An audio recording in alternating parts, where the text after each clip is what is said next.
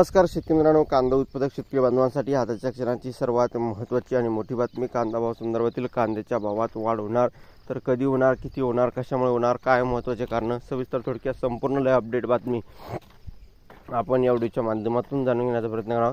तरी महाराष्ट्रातील तमाम कांदा उत्पादक शेतकरी बांधवांना एकच विनंती, व्हिडिओ शेवटपर्यंत बघा. अतिशय महत्त्वाचा व्हिडिओ आहे. व्हिडिओ जर आवडला तर नक्कीच लाईक करा. सांगा चॅनल नवीन असाल तर या ठिकाणी बघितलं तर महा हवामान आपल्या यूट्यूब चॅनलला सबस्क्राईब करून दुसऱ्याला बेल आयकॉन म्हणजे असू नका, जेणेकरून जर नोटिफिकेशन तुमच्यापर्यंत पोहोचते. चला तर मित्रांनो, व्हिडिओला सुरुवात करतो आहे. स्क्रीन शकता निवृत्ती नेहारकर, जिल्हाध्यक्ष अखिल भारतीय कुर्मी क्षेत्रीय महासभा नाशिक नाफेड यांचं 91 आहे. बघू शकता.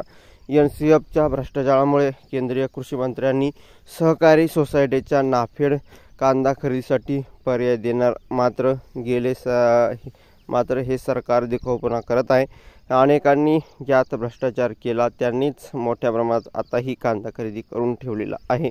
भारत दिगोळे, अध्यक्ष, महाराष्ट्र राज्य कांदा उत्पादक शेतकरी संघटना प्रत्यक्षात आधीच स्वस्तात खरेदी केलेला कांदा व्यापारी कांदा नाफेडचा कांदा म्हणून दाखवला जाईल.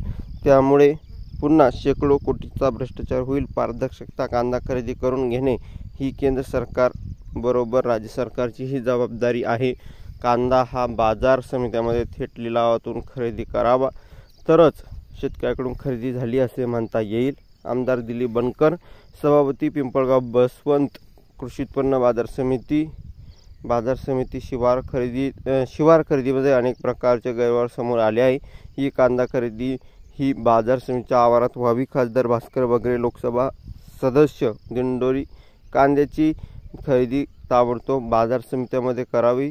याबाबत केंद्रीय कृषी मंत्री व नाफेडच्या अध्यक्षांनी पत्र देण्यात आले आहे. मात्र याकडे दुर्लक्ष केले जात आहे. मागील वर्षासारखा प्रकार करून भ्रष्टाचाराला रानमोकळी करून नये, अन्यथा तीव्र स्वरूपाचे आंदोलन करण्यात येईल. धन्यवाद.